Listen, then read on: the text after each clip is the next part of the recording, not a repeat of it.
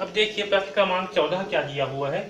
जब किसी आयत की लंबाई में 5 इकाई की कमी तथा चौड़ाई में 2 इकाई की वृद्धि कर दी जाती है। आयत में क्या कर रहे हैं, 5 इकाई की कमी कर रहे हैं और चौड़ाई में 2 इकाई की वृद्धि कर रहे हैं, तब उसका क्षेत्रफल 80 वर्ग इकाई हो जाता है। ओके, उसका क्षेत्रफल कितना हो जाता है, 80 वर्ग इकाई हो जाता है।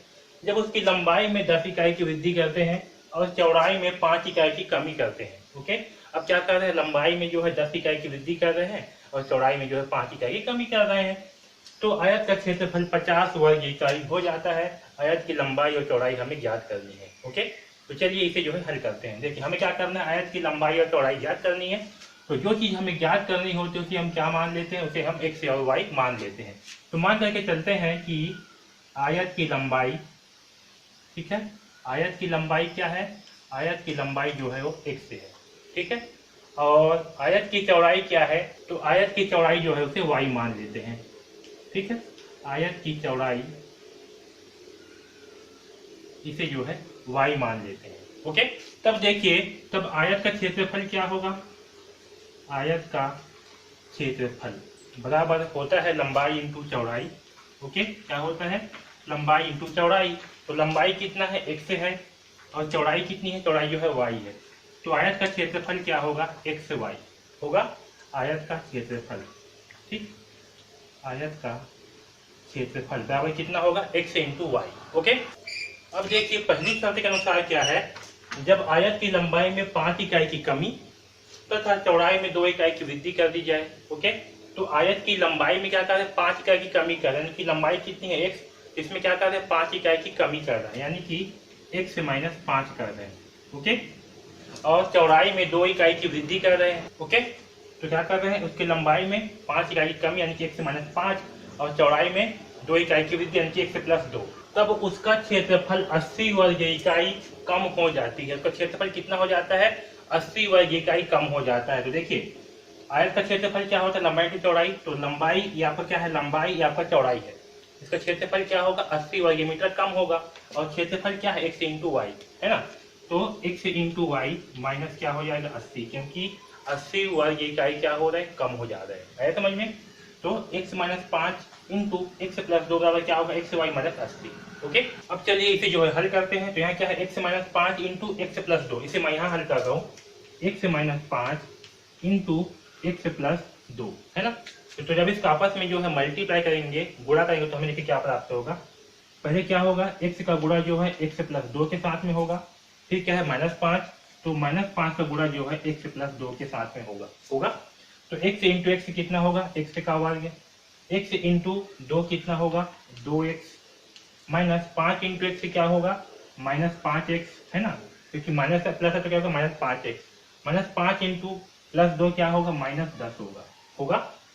तो यहाँ से हमें क्या प्राप्त होगा, यहाँ से हमें x का वर्ग 2x -5x, तो क्या प्राप्त होगा हमें, -3x होगा, -10। ठीक है, क्योंकि यहाँ पास कितना है, 2x है और -5, तो यहाँ क्या प्राप्त होगा हमें, -3x जो है प्राप्त होगा। ओके, यहाँ पर देखिए पहली शर्त के अनुसार क्या है, जब किसी आयत की लंबाई में 5 इकाई की कमी कर दी जाए, जब आयत की लंबाई में क्या करेंगे, 5 इकाई की कमी करेंगे, तो क्या होगा, हमें क्या प्राप्त होगा, x -5, क्योंकि x में क्या होगा, 5 कम होगा, तो कितना होगा, x -5। ओके, तथा चौड़ाई में 2 इकाई की वृद्धि कर दी जाए। जब चौड़ाई में 2 इकाई की वृद्धि करेंगे तो क्या होगा, चौड़ाई में 2 इकाई जो है जुड़ जाएगा, तो क्या होगा आपका y +2। ओके, तब उसका क्षेत्रफल 80 वर्ग इकाई कम हो जाती है। तब क्या होता है, इसका क्षेत्रफल जो है वो 80 वर्ग इकाई कम हो जाती है। तो देखिए ये क्या है, लंबाई, ये क्या है, चौड़ाई। तो आयत का क्षेत्रफल क्या होता है, लंबाई इंटू चौड़ाई, तो लंबाई इंटू चौड़ाई बराबर क्या होगा, x वाई है ना। क्षेत्रफल कितना है, x वाई, लेकिन क्षेत्रफल में कितना कमी हो जा रहा है, 80 वर्ग इकाई की कमी हो रहा है, यानी कि x वाई में क्या होगा, 80 जो है कम हो जाएगा। आया समझ में। तो हमें प्राप्त होगा x -5 इंटू वाई +2, यानी कि लंबाई इंटू चौड़ाई बराबर क्षेत्रफल में कितना कमी, 80 का कमी। आया समझ में। अब इसे जो है हल करते हैं, इसे मैं यहाँ पास हल कर रहा हूँ, x -5 इंटू वाई +2।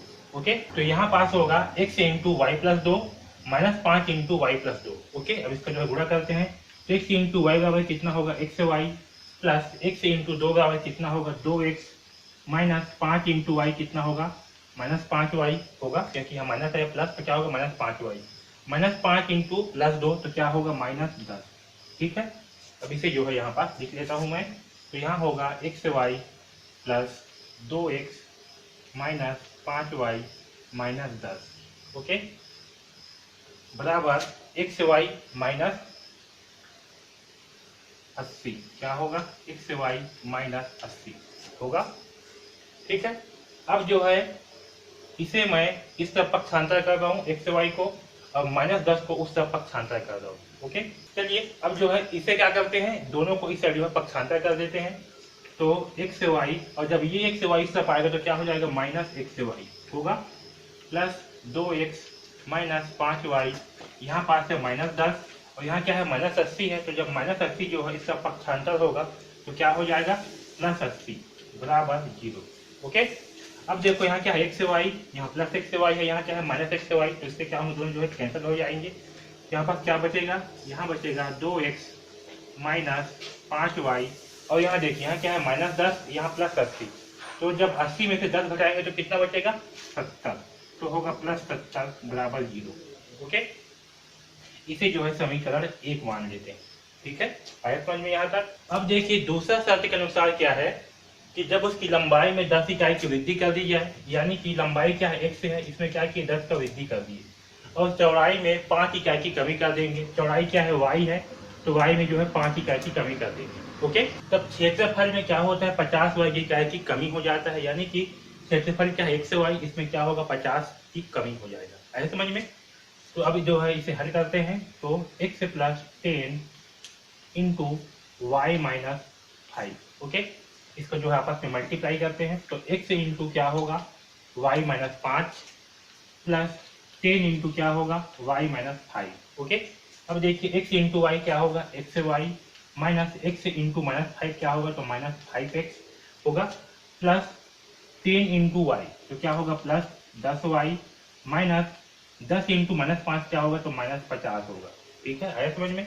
अब इसे जो है मैं यहाँ पास लिख लेता हूँ, तो यहाँ होगा xy minus 5x plus 10y minus 50 बराबर xy माइनस 50। ओके, यहाँ तक सबको समझ में आया। यहाँ पर देखिए थोड़ा सा मिस्टेक हुआ है। क्या मिस्टेक हुआ है, 5 इकाई की कमी कर दी जाती तो आयत का क्षेत्रफल 50 वर्ग इकाई बढ़ जाता है ना, क्या होता है बढ़ जाता है। ठीक है, पहला कंडीशन में क्या था कम हो जाता है, इसलिए यहाँ पर क्या किए माइनस किए। दूसरा में क्या है बढ़ जाता है, इसलिए क्या होगा यहाँ पास क्षेत्रफल में वृद्धि हो रहा है तो प्लस करेंगे। ठीक है, यहाँ थोड़ा सा मेरे से मिस्टेक हो गया था, तो एक्स वाई प्लस क्या होगा 50 होगा। ठीक है, तो यहाँ भी क्या होगा आपका एक्स वाई प्लस 50 होगा। ठीक है, अब आया समझ में। अब जो है इसे इस तरफ पक्षांतर कर देंगे, तो देखिए क्या प्राप्त होगा एक्स वाई, जब ये एक्स वाई जो है इस तरफ आएगा पक्षांतर होकर तो क्या हो जाएगा माइनस एक्स वाई होगा, minus 5x plus 10y। Okay, और यहाँ क्या है -50, और जब ये 50 इस तरफ आएगा तो क्या हो जाएगा -50 बराबर 0। ओके, अब देखिए एक्स वाई से एक्स वाई क्या हो जाएगा कैंसल, क्योंकि एक में धन है एक में ऋण है, तो हमें क्या प्राप्त होगा -5x प्लस 10y और -50 क्या हो जाएंगे मिल जाएगी -100 बराबर 0। ओके, इसे मान लेते हैं समीकरण 2। ओके, अब जो है समीकरण 1 व समीकरण 2 को हल करते हैं। 1 व समीकरण 2 को हल करने पर, ठीक है, तो देखिए समीकरण 1 क्या है, समीकरण 1 है 2x minus 5y plus 70, 2x minus 5y plus 70 बराबर 0। और समीकरण 2 क्या है, समीकरण 2 है -5x प्लस 10y माइनस 100 बराबर 0।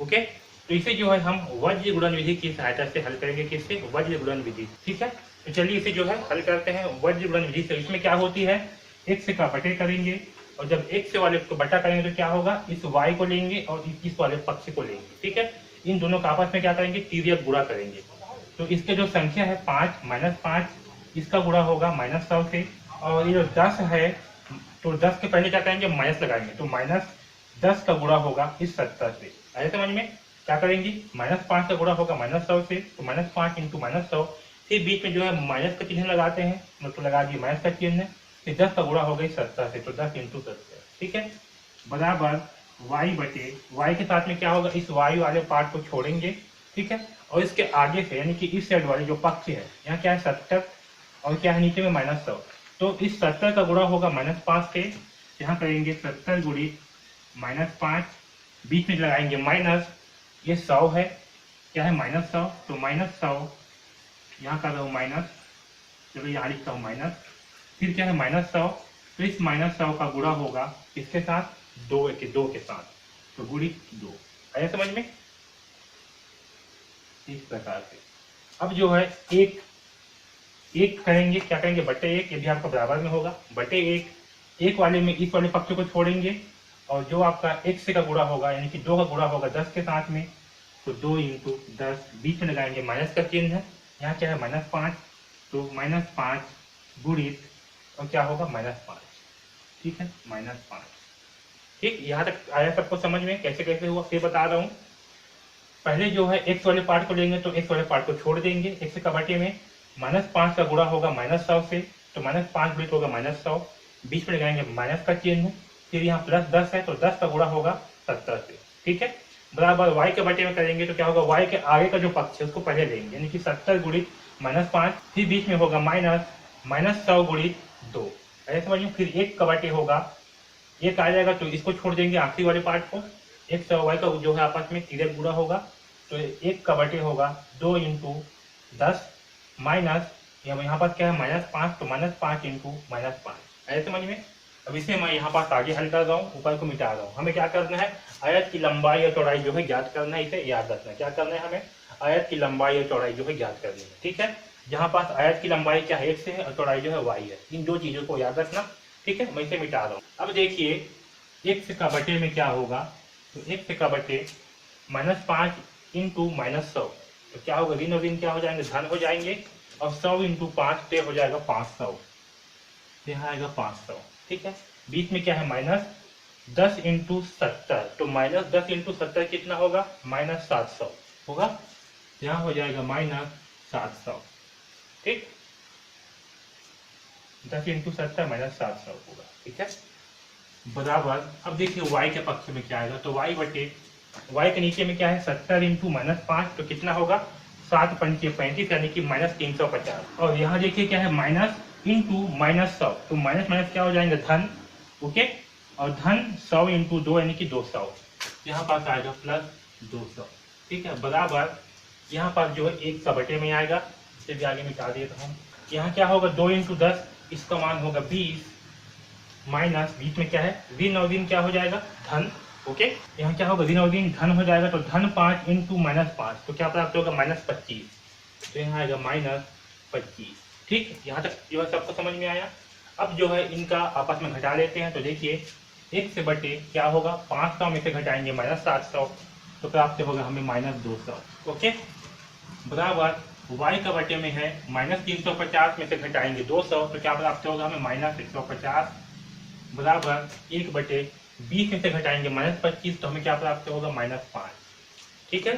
अब इसे भी मैं यहाँ पास से निकाल दे रहा हूँ, ओके, तो अब देखिए यहाँ से हम पहले जो है x बटे -2 का तुलना जो है 1 बटे 5 से करेंगे, तो x बटे -200 बराबर 1 बटे -5 होगा, ओके, तो यहाँ से जो है x का मान निकालेंगे, तो -200 के जब पक्षांतर करेंगे तो क्या हो जाएगा, ये जो है ऊपर में आ जाएगा और नीचे में आएगा बटे -5, माइनस से माइनस जाएगा कैंसल, और 200 को जो है 5 से भाग करेंगे, तो देखिए कितना आएगा, 5 चौके 20 और 5 शून्यम 0, तो कितना प्राप्त हुआ, 40, ओके, तो x बराबर कितना प्राप्त होगा हमें, x बराबर जो है 40 प्राप्त होगा, ठीक है। इसी प्रकार से आप y का भी मान निकालते हैं, तो y बटे -150 बराबर 1 बटे -5 करेंगे, ठीक है, यहाँ पास भी 150 इधर पक्षांतर कर देंगे, तो y बराबर -150 बटे -5 होगा, ठीक है, माइनस से माइनस जाएगा कैंसल, 5 एकम 5, 5 3 15, 5 शून्यम 0, तो y का मान जो है हमें 30 प्राप्त होगा, क्या होगा, y का मान 30, ठीक है। और यहाँ पास इस प्रश्न में हमें जो है आयत की लंबाई और चौड़ाई निकालना था, यहाँ पास आयत की लंबाई क्या था, x था, और चौड़ाई जो है y था, यानी कि आयत का आयत की लंबाई x बराबर कितना है 40, ओके, और आयत की चौड़ाई जो कि y था वो कितना होगा 30 होगा। आया समझ में। तो इस प्रकार से जो है हम इस प्रश्न क्रमांक 14 को हल करेंगे। ओके, क्योंकि हमें इस प्रश्न में जो है आयत की कोई इकाई नहीं दिया हुआ है कि वो जो है सेंटीमीटर या मीटर में, इससे क्या करेंगे लंबाई में यहाँ पर 40 इकाई लिख देंगे, वैसे ही चौड़ाई में भी 30 इकाई जो है लिख देंगे। ठीक है, तो आयत की लंबाई होगा 40 इकाई और चौड़ाई होगा 30 इकाई। ठीक है, इस प्रकार से जो है इस प्रश्न क्रमांक को हम हल करेंगे। ओके।